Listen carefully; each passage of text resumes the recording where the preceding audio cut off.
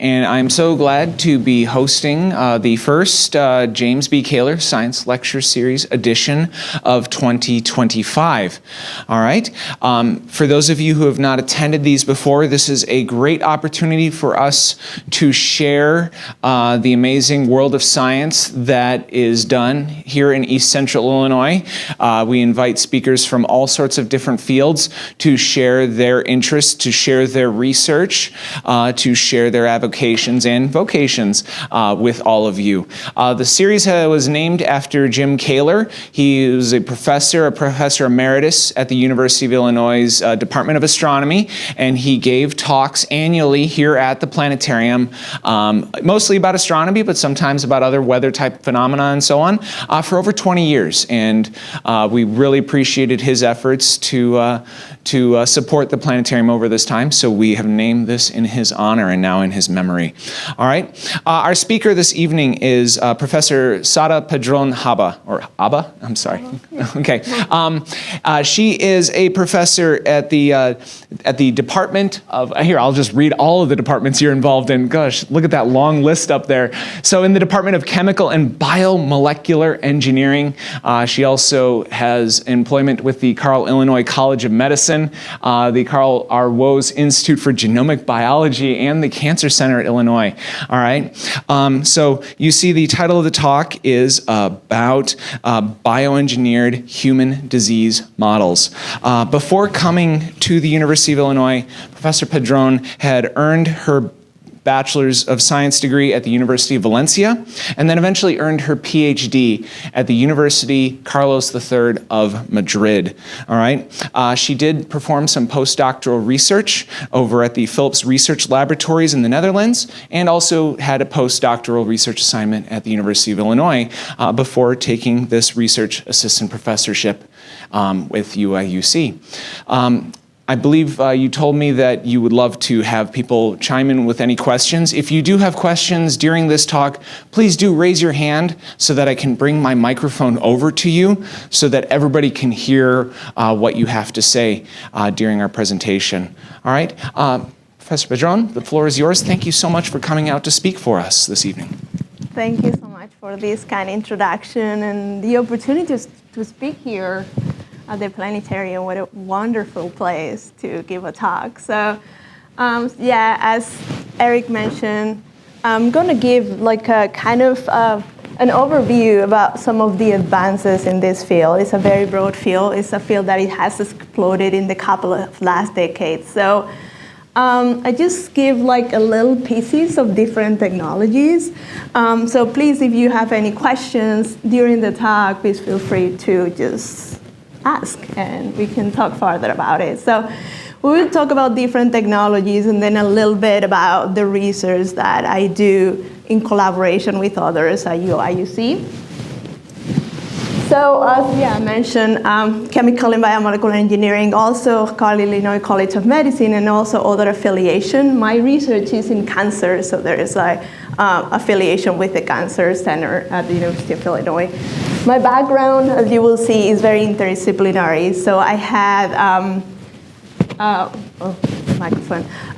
so my bachelor was in chemistry, my PhD in material science and engineering, and then now I work mostly in biomaterials and cancer research. So as you see, like this research is going to show a lot of different fields. So as I said, so much about bioengineering. Bioengineered disease models, what are those? I don't know if people are familiar with this. So if we ask Google right now is going to say there are biological systems in a lab that mimic a disease or some of its processes, and they're used to study diseases, test drugs, and understand how disease develops. So that's the general term we're going to talk today about that. So if we look at the different parts of that, what is bioengineer? I think it's like because of federal regulations, what most people think about bioengineer is talking about GMOs, genetically modified organisms that come from like bacteria or come viruses, but mostly what we see in our daily life is about foods, right? We have a lot of different reasons that these kind of organisms have been developed. So if we look at disease models, I don't know what people think about when they, well, the image that comes to mind if you're outside of the field about disease models is we think about very simple tissue cultures like cells on a petri dish. You can take cells from an animal, from maybe also people use a bacteria to understand any other processes. So you have, they're very simple. They're in a petri dish. You can highly control them. You know what is in there. You can analyze them very fast, but they're very simplistic. On the other side, you have the animal models. So animal models, they're very complex. You can have from, the most common ones are mice, but you can have from flies to primates, right? Was what we use to test different drugs, to toxicity, efficacy, side effects, right? So something that has developed more lately, and that is what I will focus in about, is this type of bioengineered disease models, which is combines different technologies. And here, so this is, I think it's a very nice picture that kind of, you have the image exemplifies what is a bioengineered tissue model. So this is a printed, so it's made out of materials and cells, and you have a printed air sac that kind of already functions, have some perfusion, and kind of delivers oxygen as in the lungs. So it's already lab made, it's used with cells, and we have a functional tissue there. So the reason why are we talking about this kind of, we have animals that are much more complex. So why are we like talking about using this type and building and kind of investigating, doing research in building this type of technology?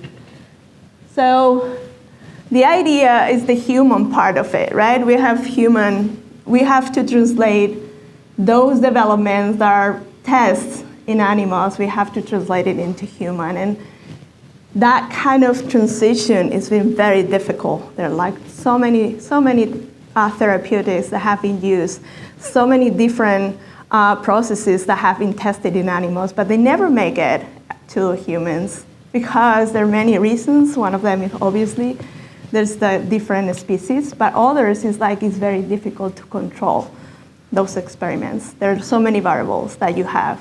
So I just wanted to point here, this is an article from the New Yorker, and it was talking about that, what's going on, why are we having so many problems with this?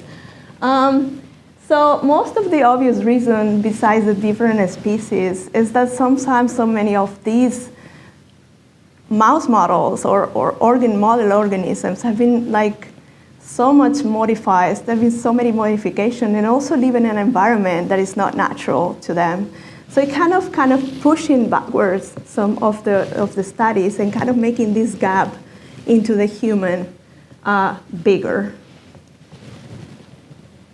So this is a very busy slide, but I just wanted to point, it kind of give like a kind of a timeline, and I see how much it has evolved in the last couple of decades, this field of bioengineered models. So some of these models here I'm showing is using cells. So we're going to use cells to be tissues of that kind of model of the lungs. The name it's been like the mostly used is called organoids, which are basically lab-made structures that are similar to tissues or organs. So in that area we go, I just wanted to point out, since there was like very early 20th century was the first cells that were isolated, but I just want to point some moments in time that were highlighted. They were like the field really evolved, and really they were like a breakthrough in the field of research. So one of those is the isolation and culture of pluripotent stem cells. So stem cells, as you know, they're cells that have the capacity to differentiate, to go into different lineages and specialize depending on the stimuli they receive. So the fact that they were discovered, we were able to have specialized tissues, structures that functions as our complex tissues and organs.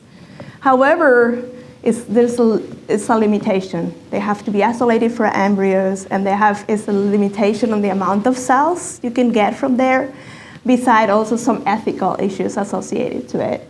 So the second, very important advance in the field was the fact that we can take what is called the iPSCs. So the iPSCs are what is called induced pluripotent stem cells, and those cells that were first this technology was developed in Japan, and it was I think 2007. And the great idea, the great tool that is given this field of research is that you can take an ordinary cell, like a skin cell, a fibroblast, any other cell, you can put it back in their development and make a pluripotent stem cell out of this cell. And then you can differentiate that cell into any other type of cell that you want, depending on the stimulus that that cell receives. That was giving the scientists a kind of endless possibilities and endless source of cells, because you can take any cell and make any other type of cell. So that kind of gave the possibility of building these structures. The first organoids that were built, they were the intestinal organoids. They're highly organized, specialized in structure parts of the intestine. So those have been highly studied and very well developed. So if we go, but after those organoids, if you see only from 2009 to 2024, the amount of different tissues that have appeared, these kind of artificial lab tissues, it's been incredibly large in the difference, kidney, the cervix, the pancreas. There are so many tissues that have been developed, not only healthy tissue, but also tumor-derived tissues. So the mimicking tumors, which is something that is my field of research, and I will talk a little bit later. So closer, we can have these tissue. I was talking about these structures that can be made with the stem cells. But those are only cell structures. They are highly specialized. They mimic really well the function and the structure of the tissues, but some of them, they're very time-consuming, they're expensive. It is something that also kind of take into account. So there is another tool that I want to bring up here, which is also the research that I've been doing, that is within the tissue engineering. So we can use tissue engineering to also build this type of structures. And what it does is you can use materials to guide the fabrication of these tissues, and also serve as maybe as scaffolds or as a template, so which is what is showing here. So I don't know, somebody has seen this image before, the mouse? No? So if you ask somebody about tissue engineering, that's probably, if you know about it, this is the first image that comes to mind. This is the first kind of release into the world about this field of research that was developed kind of 80s, 90s, and boom in the early 2000s. That's when I was actually in my graduate work. It was in tissue engineering that was by that time. So that was by Bacanti and also Bob Langer, members of MIT and the Massachusetts General Hospital. So the thing is, this field is kind of very interdisciplinary, has engineering, biology, medicine, and what it makes is create these functional tissues to basically repair or restore or transplant tissues that have been damaged. And this mouse, it has no really any therapeutic purpose, but it was just to show that you can build an ear. So that you can fabricate an ear out of a material. So what they did is they made an ear out of plastic, a plastic that is degradable, is polylactic acid. And then they put some chondrocytes. Chondrocytes are cells that produce cartilage. So they add in them. The culture in the mouse is an environment where the cells can grow and they produce their own extracellular matrix, their own proteins and their own structure support, let's say. So, but because they were there, as they were producing their matrix, the material was degrading. So then, because you have that kind of template, then you have an ear, basically, at the end of the day. And that's what they were showing there. If we can do an ear, maybe we can do anything else. We can do any other organs in the body.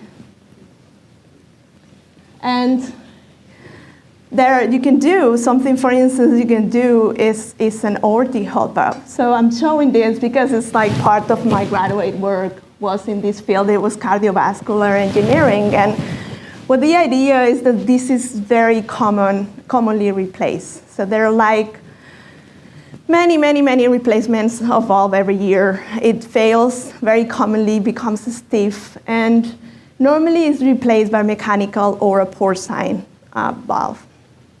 So the idea, but you need there's some rejection, there are some problems you have with something that is foreign to your body. The idea is to have your own cells and do the same as you made with the ear, but turn it into a heart valve. So you look at the native environment, see what the components are there, you add the cells that produce those components, you put them in your material degrades, and there you have your valve. Obviously, you have to have enough. They has to be mechanically stable because the heart has a lot of pressure. There are some other things, but that's the idea that you can make. You can use these materials, basically materials with cells, with biochemical cues. Obviously, you need also to guide the structure and the proliferation of the cells, and the bioreactor or conditions where the same conditions that the cells need to survive. So I was just giving kind of the idea where the field is, you get your cells and you get your materials, the different tools that we have nowadays to build those. So when we use this, we were talking about human diseases, and so if we look at the statistics, it's 2021, 2022 from the CDC. Obviously, you see COVID there. You see how big it was. It was the third cause of death. So it was really amazing. And if it's outside, I'm not going to talk about infectious diseases, but you can see how in COVID, biotechnology stepped in and then kind of very quickly found a tools and found something to reduce that mortality, which kind of, you see how much it was reduced then. But the two first are heart disease, cancer. So those are very challenging, but something that is also growing is neurodegeneration, and that is growing. Is an aging population, and it's a big thing too. And we know very little about those. So those are areas where these disease models are making some progress, and there is the most investment in, because those are the most the health challenges we have right now. So I'm just going to give an example, a little bit of one of every of these fields, what they've been disease models and what are the tools that have been used.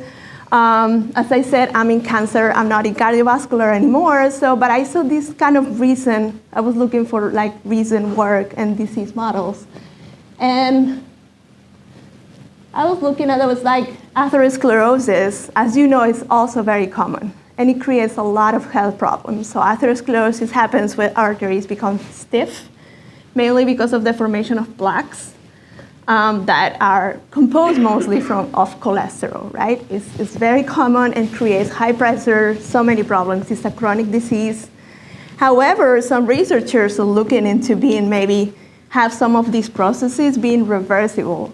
So the thing is, if we can study better, if we can see exactly over time what happens during the course of the disease, are there any places, are there any part of this disease process where we can intervene and find specific therapies?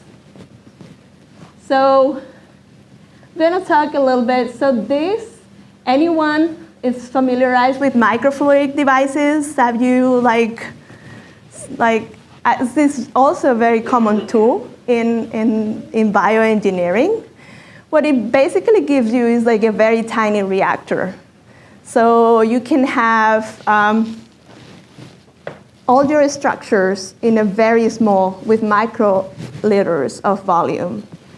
So you have different channels here. So that gives you the possibility of have different tissue structures within a very small piece. There are more elaborated ones where you can have maybe a liver here and then connect it to a heart here. And so it gives you like a microorganism or micro human system that you can connect different pieces together. So these researchers that have published in 2020, they use this type of devices to mimic atherosclerosis, and they successfully did find that they put their cells I was talking about, the gut endothelial cells and stromal cells, which is the main component of the blood vessels, and then they added some parts of the immune system, and they actually have also perfusion, so they were perfusable. Actually, you could pass blood through those structures. As you can see here are the cells. You can have all the different parts. They also structure with the different type of cells around those vessels, as you can see. Those are microscopy. They basically use markers that are in different, they show in different colors, so you can tell apart every type of cell. And then you find that actually you find the cells, the model actually gets disease. So you find this they're leaky, they're activated cells, and they start building plaques on it. So they actually made a common. So you can see over time how you can try different therapeutics, because this you can make not only one.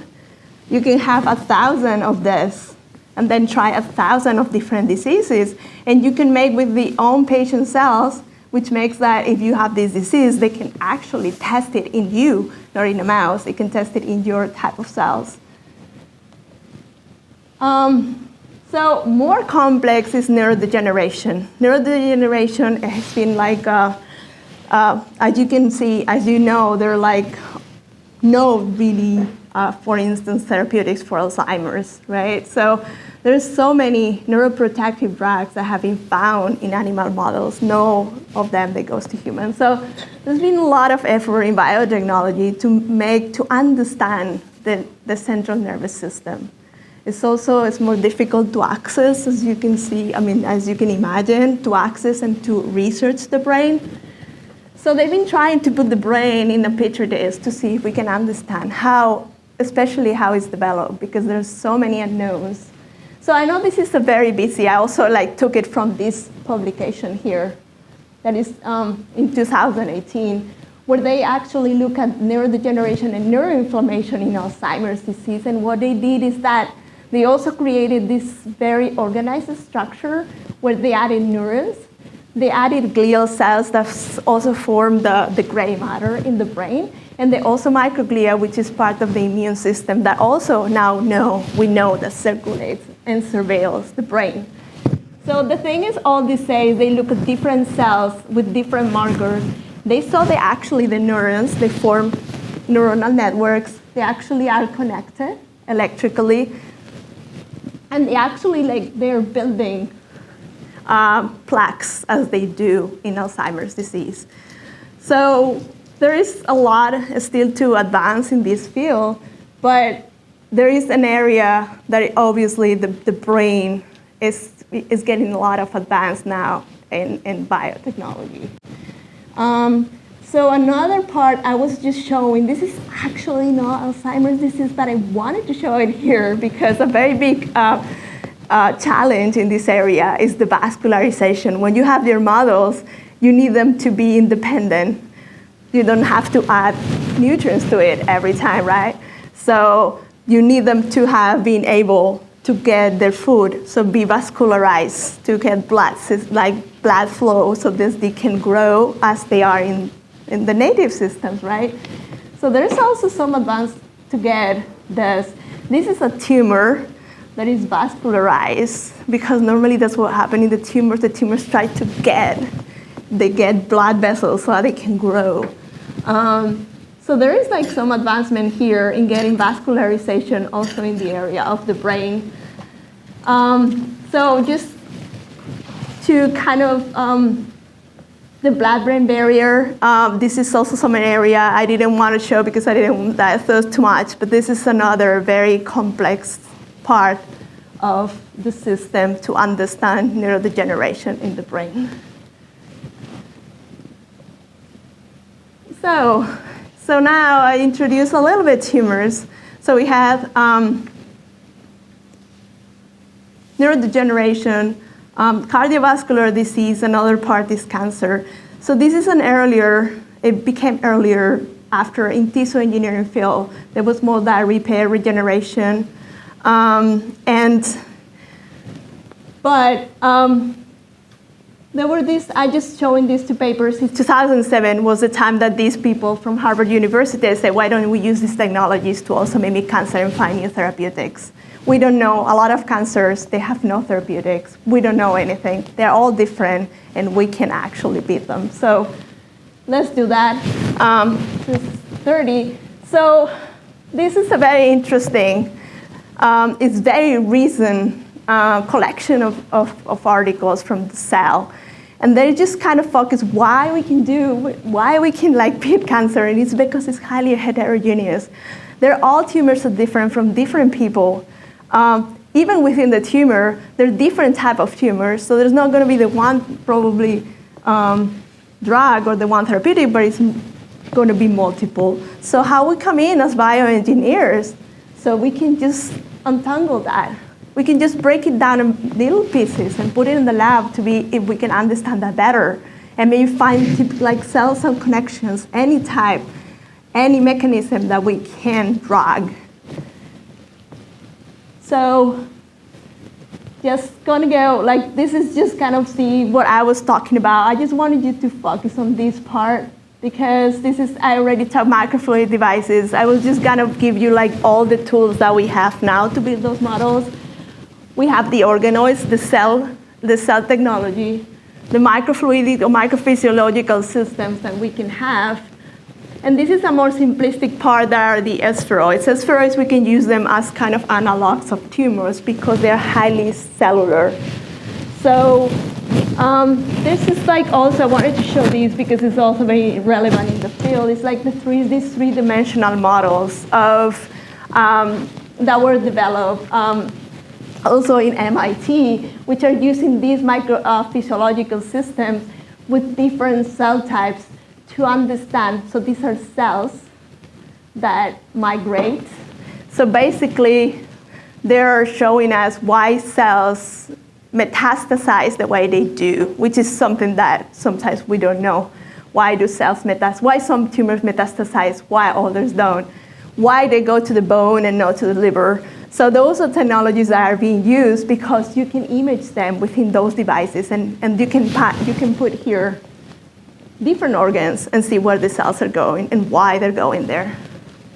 So just a little bit like at the end, I show like all the different tools that are developed. One important one, which is actually my field of expertise, is materials, biomaterials. So those are the ones we use as scaffolds, and not just architectural part of these models, but also they are can be bioactive, so they can also guide the cells.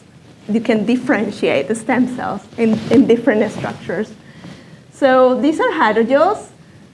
Do people know what hydrogels are? Someone familiar is? So the most, I think, famous type of hydrogel is the contact lenses. Contact lenses are hydrogels.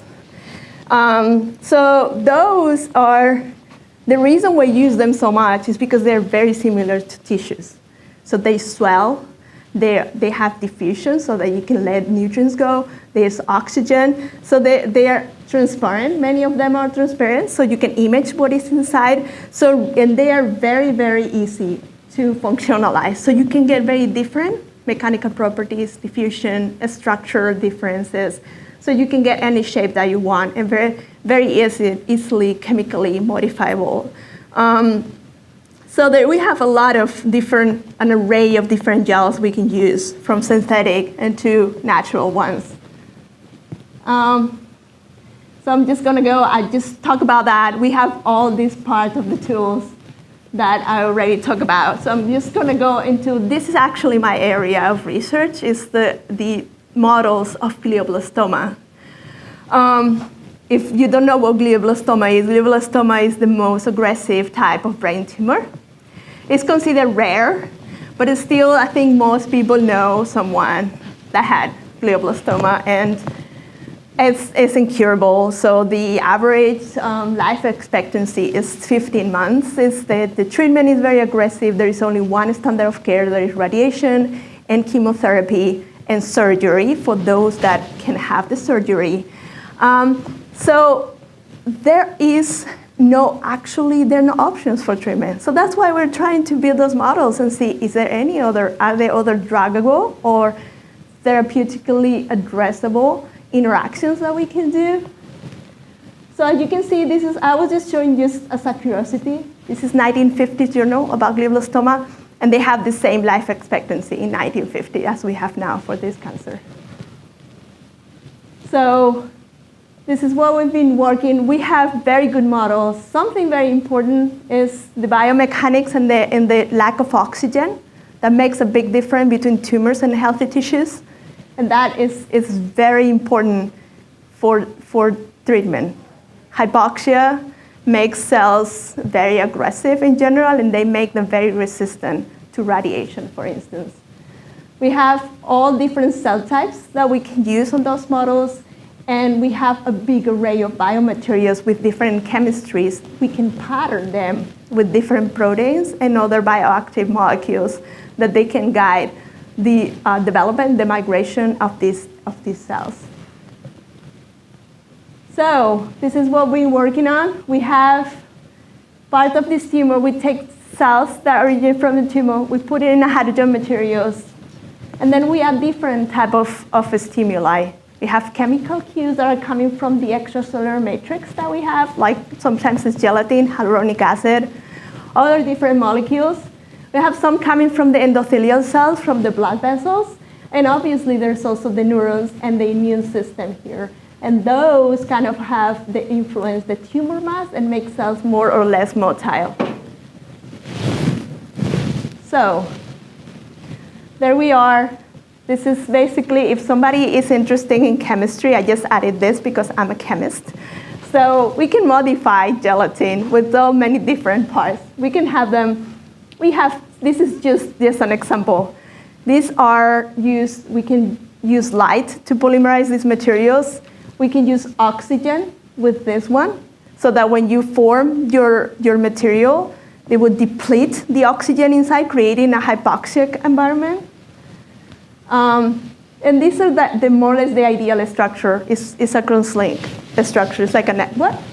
And then you can also have, so as you can see, they're transparent, so you can image them with the microscope. You can have different type of cells. You can use microfluidic devices to have an array of properties within your material. And then you can also observe the behavior of cells. So you can see how they interact with the matrix.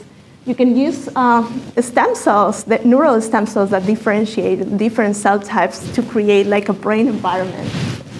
And you can also check of oxygen, like a stress, oxidative stress, which is caused inside the tumors. Again, we have this. To polymerize, hyaluronic acid, for those who know, is the main component of the extracellular matrix of the brain. So we use a lot that component. And then we use light mostly, because light is very easy. You can kind of very locally polymerize whatever you want. You can control how stiff your material is. So it's very nice, very controllable. You can also use these ones, as I said, to create hypoxia. This is like a redox reaction. And you can have different structures of polymers to create also different properties of diffusion and different type of networks. And those are kind of the mechanical properties, which also give you an array of different, makes the cells different modules. So just going out of time. So I'm just going to say that we also been studying a lot tumor biology by using these systems, by using the different stimuli, using the mechanical properties. So this is an asteroid. So I talked before, we had the microfluidic systems the organoids. So we use the spheroids. It's very simple. We put these spheroids inside the hydrogel, and then we see why they move, why they decide to move, and how far they go. And because of that, we can maybe control the environment to make cells to control the tumor. So we saw that there are different ways. Some cells are more motile depending on the structure of those materials. And yeah, kind of finalizing, this is a new area. This is very recent in tumor and in cancer research. People have been looking into the nervous system. That had been neglected for many years, like what nerves do. And they have found like recently that they're very important, that they actually help tumors kind of hijack the nerve cells, and they help them to grow. And not only in the part localized to the tumor, but farther away, so it goes. And they're like very nice work that is done lately and that being published in Nature about this area. So this is something I'm looking at now. So as I said, we're looking into neural stem cells. We differentiate it. We form different types of brain cells, like oligodendrocytes, neurons. We can have these structures. The neurons are connected. And then we can put them also in different environmentals and see how they interact with the tumors. We use these also microfluidic devices. So just like briefly, that was kind of the last part of that when I add the last piece, because it's like we have very good, right now, tools. We have very good cell sources that we can use in that technology, and a lot of different materials and a lot of different platforms to build like kind of highly complex but very controllable systems to understand some of the diseases we don't know, like for instance Alzheimer's, why they start the diseases, and what are the key environmental processes that they make them grow, and they make them refractive to treatment. So just kind of a last thought is just we have physiological relevance with this model. We can have achieved a very good mimics of many tissues and organs.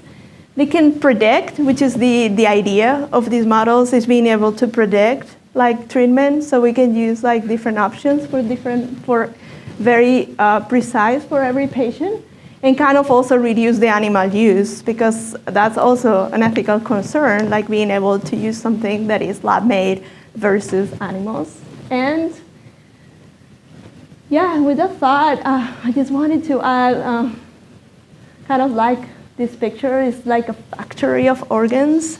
I actually lived here when I moved to Champaign. I live in downtown Champaign. There is an organ factory upstairs. When I was telling people, I live in this building, and there is an organ factory upstairs, people thought it was actually an organ factory. It's an organ factory.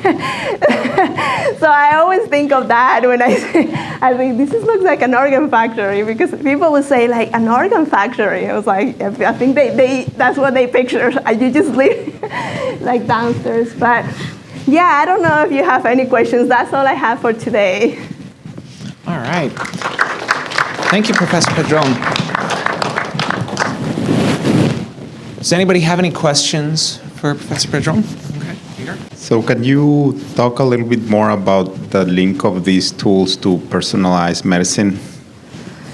Yeah, what is called like personalized medicine, also called lately as precision medicine, like is people familiarized with this area of research. So it's basically, so when you have the treatments are standardized for everyone. Everyone gets the same treatment for the same disease. The only thing maybe matters is your weight. Basically, you have a different dose. Everything is the same, but all these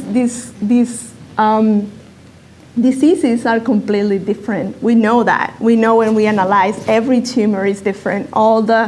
Especially in cancer, they're very unique.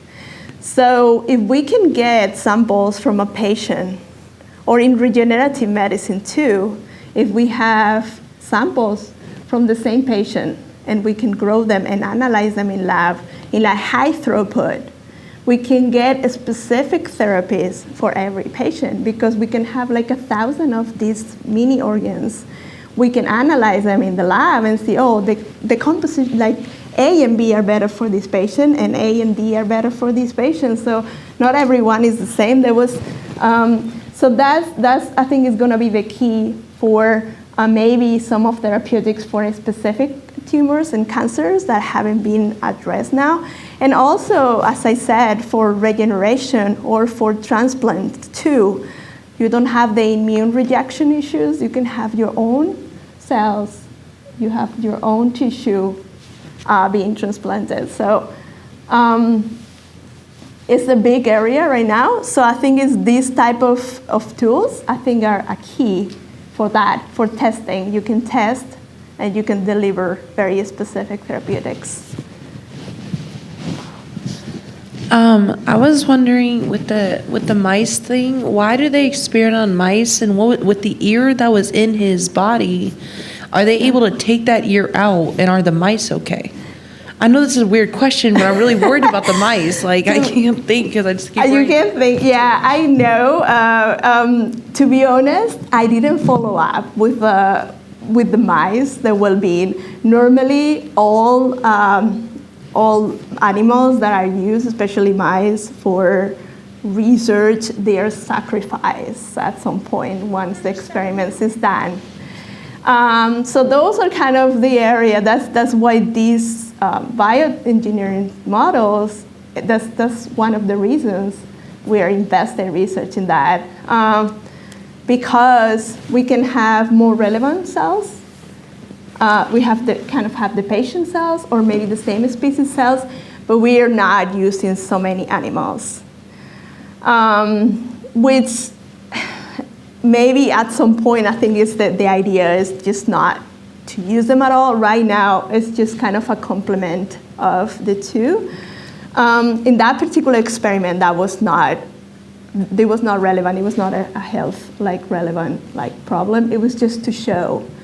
Many times it's used as a kind of an incubator, the mice, because you can transplant it and use as an incubator. Yeah, but yeah, unfortunately, yeah, those many are sacrificed. Yeah. You said they were chondrocytes. Were those human chondrocytes or rat chondrocytes? I believe, although I'm not at this point 100% sure, I think they were cow. Oh, cool. I believe they were cow chondrocytes, but I would have to go back but I think so. Yeah. So yeah, the whole idea is, I think, all the points that were raised, like decrease the use of animals, and also have more specific therapeutics for everyone. Yeah. Other questions, folks?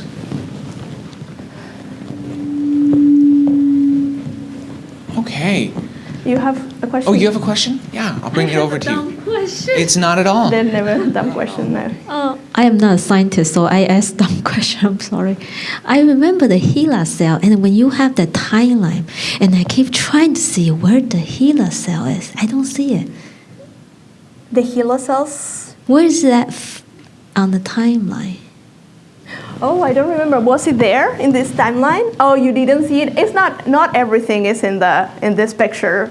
That was more times that are related to the organoid development. But there's so many cells that have been used that are not in the timeline. They're like the more relevant pieces to the development of organoids. So most of them are related to the stem cells, because the stem cells so most of those time points developments were made in the culture of stem cells. So there are a lot of other cultures and other cells that are available for research, but that timeline is mostly related to stem cells because they're the ones that are used to build these multicellular systems. Yeah. But that's a very broadly used cell line. Yes, that you pointed out. Yes. I found this one. I can show it to you. Scientists find those new robots And I just thought kind of interesting. Living robots, yes. I'm not familiar specifically with that, but I don't know if they're talking about, but something also very interesting that is used with materials. I don't know if they use cells, but there's some combinations of cells and materials that actually move, and they actually can evolve over time. So you can, I'm not familiar with that specific, but that's another area. As I said, this is a very broad. I focus mostly on diseases and this type of systems, but there is been an immense, couple of decades, immense progress in this area. So I think we're going to see a lot, more complex systems, And there is the area of, I'm talking mostly on models that are lab models, but now we have also computer models. This is a different area, which is obviously also kind of helping this. Yes? Yeah, going back to the cells over there with the mouse, when it created the cartilage, right? And you said it was a cow, right? It was coming from a cow? I think so, yes. How was that process like? So normally you take cartilage from the cow, and there is a very well-established lab protocol where you kind of mostly just chop it and then degrade the extracellular matrix, and they have different steps where you separate the protein, you separate the extracellular matrix, and basically at the end you get your cells. If there are multiple cell types in there, you can also sort them out with something that is called flow cytometry. So basically you use system that sticks different cell types together depending on their cell surface markers. Okay. So then you can separate different cells. So that's the way it's done. Sometimes there's some tissues that is not necessary because most of the cells that you have are the type you're looking for, or if you're not very worried about having a mixture of different cells, then you can just add. So it's basically as you can imagine, you break it down, and there's a protocol where you can separate. Sometimes you can degrade. You can add enzymes to degrade your proteins, your sugars of the tissue, and then kind of sometimes just strain them out like the cells and get the cell type that you want. Yeah. Okay. Thank you. Folks, let's thank Professor Pedron one more time for coming out here to share all this with us.